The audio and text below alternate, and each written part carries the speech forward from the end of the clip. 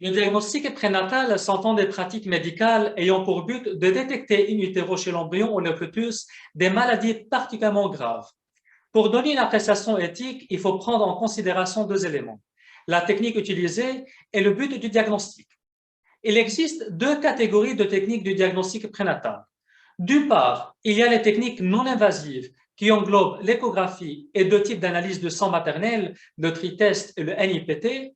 D'autre part, il y a les techniques invasives qui consistent à intervenir directement sur le corps de la femme et sur l'embryon ou le fœtus.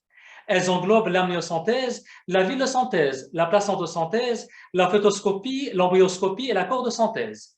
Ces techniques comportent un risque d'interruption de grossesse. Quant au but du diagnostic prénatal, il comporte trois finalités: diagnostic en tant que tel qui cherche à détecter des éventuelles maladies, thérapeutique fœtale, soit par administration directe des médicaments, soit par intervention chirurgicale avant la naissance, eugénique qui conduit à une interruption volontaire de grossesse si on détecte chez l'embryon ou le fœtus des maladies génétiques, infectieuses ou malformatives.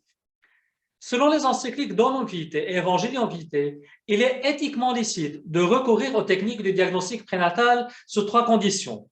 1. Si elles ne comportent pas de risque disproportionné pour l'enfant et pour la mère en respectant la vie et l'intégrité de chacun des deux. 2. Si elles sont orientées à rendre possible une thérapie précoce. 3. Si elles aident à favoriser une acceptation sereine et consciente de l'enfant à naître. Mais il est éthiquement illicite de recourir à ces techniques quand elles servent une mentalité eugénique qui accepte l'avortement sélectif pour empêcher la naissance d'enfants affectés de différents types d'anomalies.